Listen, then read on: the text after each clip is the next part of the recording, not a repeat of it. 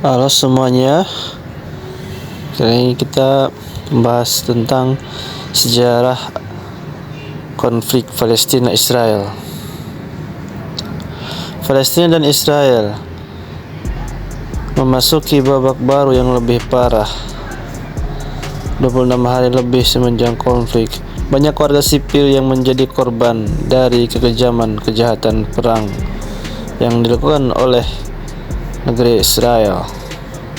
Perempuan, anak, sebagian besar adalah korbannya.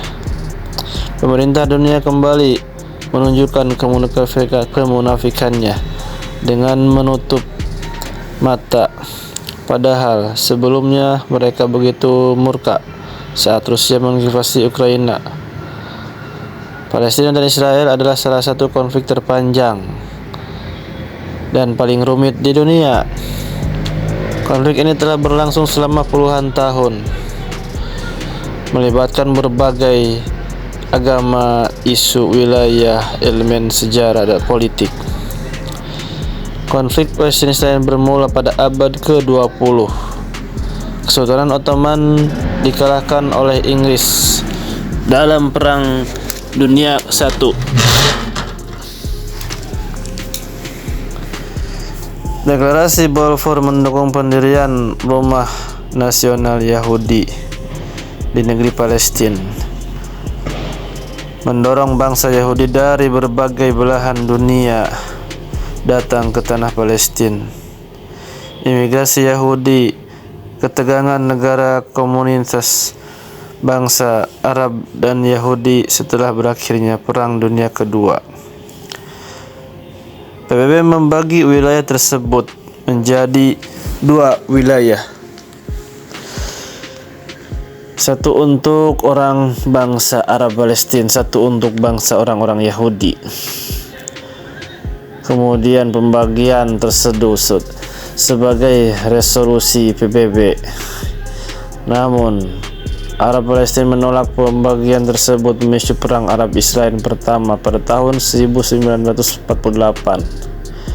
Kemudian dimenangkan oleh Israel, mengakibatkan pembentukan negeri Israel dan pengungsian rakyat-rakyat Palestina. Kemudian Israel mencaplok selama perang-perang negeri-negeri Arab tepi barat jalur Gaza, menyebabkan konflik berkepanjangan tentang pemukiman Israel di wilayah-wilayah ini. Ratusan ribu rakyat Palestina terpaksa harus menjadi pengungsi, sementara 2 juta orang rakyat Palestina dikurung dalam penjara, yaitu West Bank. Akses mereka terhadap sandang pangan, kemudian pendidikan sangat dibatasi, dan ini dirampas oleh rejim Zionis Israel. Untuk menyelesaikan konflik Palestina ini, puluhan tahun di antaranya perjanjian Oslo pada tahun 1993, PLO, pembebasan Palestina, organisasi, serta perundingan Camp David pada tahun 2000 mencapai kesepakatan yang akhirnya kemudian gagal. Banyak negara-negara dan organisasi internasional mencoba berperang sebagai mediator dalam konflik.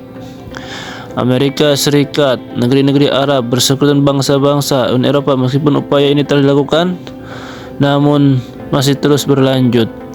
Tantangan besar meliputi masalah pembangunan, keamanan Israel, pemukiman Israel, hak Palestina untuk memiliki negara mereka sendiri.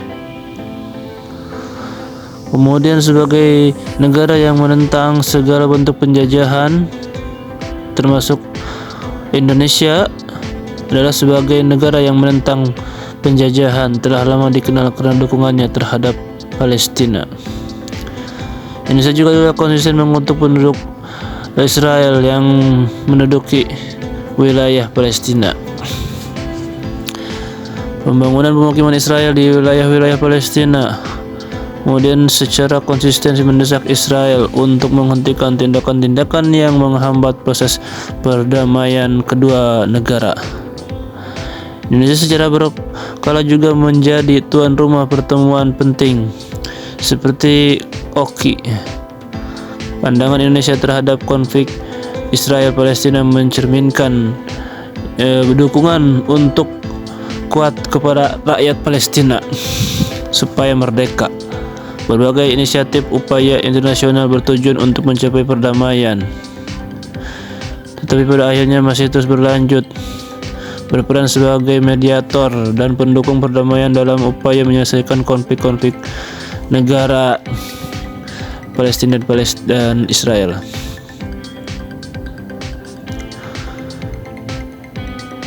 Kita dapat juga bertindak untuk mendukung kemerdekaan. Di antaranya satu, meningkatkan kesadaran tentang konflik Palestina Israel melalui media sosial dan dengan berbicara tentang teman dan keluarga. Jangan biarkan narasi palsu Zionis memenuhi media sosial kita. Berikan pemahaman yang lebih baik tentang masalah ini penting untuk menggerakkan perubahan. Mendukung organisasi kemanusiaan, banyak organisasi kemanusiaan. Kemudian sumbangan atau dukungan finansial kepada organisasi dapat membantu memberikan bantuan yang dibutuhkan kepada warga Palestina. Kemudian mengambil bagian dalam kampanye. Advokasi organisasi bekerja untuk menggalang dukungan dan tindakan melalui kampanye dan petisi online bergabung dengan kampanye semacam itu.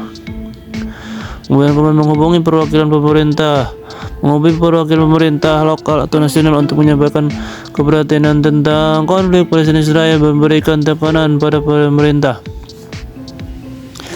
dan kemudian memboikot terhadap produk Palestina sebagai cara untuk mengekspresikan ketidaksetujuan terhadap Zionis. Kemudian bergabung dalam demonstrasi damai dan aksi protes non-kekerasan dapat mempengaruhi opini publik dan menunjukkan dukungan terhadap perdamaian di Palestina. Untuk diingatkan bahwa konflik Palestina-Israel adalah masalah yang sangat kompleks. Kemudian pendekatan yang dibutuhkan untuk penyelesaiannya adalah cukup rumit. Upaya untuk mendukung kemerdekaan negeri Palestina penting untuk berpegang pada prinsip-prinsip perdamaian hak asasi manusia. Negara Israel harus menghentikan negara Israel sebagai bentuk negara yang penjajah, penindas, dan kekerasan kepada rakyat Palestina. Kemudian tindakan tegas dan menghukum Zionis Israel atas kejahatan terhadap kemanusiaan. Bangsa Indonesia akan tetap teguh pada pendiriannya mendukung perjuangan rakyat Palestina hingga bersama-sama salat berjamaah di Masjidil Aqsa.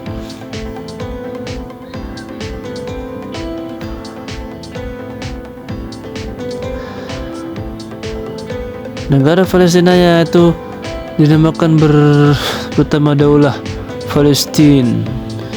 Itu adalah negara yang berada di Asia Barat antara Laut Tengah kemudian Sungai Yordan. Berdiri pada tanggal 15 November 1988. Kelompok ini mengklaim tepi barat termasuk Yerusalem Tengah dan Georgia sebagai wilayahnya. Penduduk Israel sejak Perang 6 hari tahun 1967 memiliki 165 daerah kantong Palestina yang sebagian berada di wilayah kekuasaan Palestina, dan sisanya termasuk 200 pemukiman Israel berada di bawah kendali penuh Israel. Pemerintah wilayah tersebut hingga menarik daripada 2005. Kemudian kekuasaan Hamas merebut di sana setelah memenangkan pemilihan legislatif Palestina pada tahun 2006.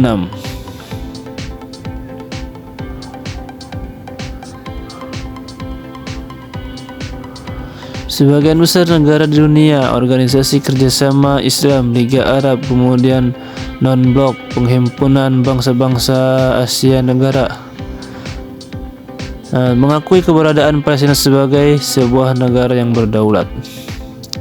Saat ini terbagi menjadi dua entitas politik, yaitu wilayah penduduk Israel dan Otoritas Nasional Palestina. Pada tahun 1974, Liga Arab menunjukkan Organisasi Pembebasan Palestina sebagai wakil yang sah, menegaskan kembali hak mereka untuk mendirikan negara mereka. Organisasi Pembebasan Palestina telah memiliki status pengamat dan Perserikatan Bangsa-Bangsa. Setelah deklarasi kemerdekaan, Majelis Umum Perserikatan Bangsa-Bangsa secara resmi mengakui proklamasi dan memilih untuk menggunakan sambutan Palestina. Untuk memilih sebutan Palestina, Organisasi Pembebasan Palestina tidak berpartisipasi di Perserikatan Bangsa-Bangsa dalam kapasitasnya sebagai pemerintah Palestina. Organisasi Pembebasan Palestina itu diatur untuk duduk di Majelis Umum. Kemudian Israel mengakui tim Organisasi Pembebasan Palestina sebagai mewakili rakyat Palestina. Pembebasan Palestina itu mengakui hak Israel untuk eksis dalam damai. Kemudian penerimaan resolusi Dewan Keamanan Perserikatan Bangsa-Bangsa.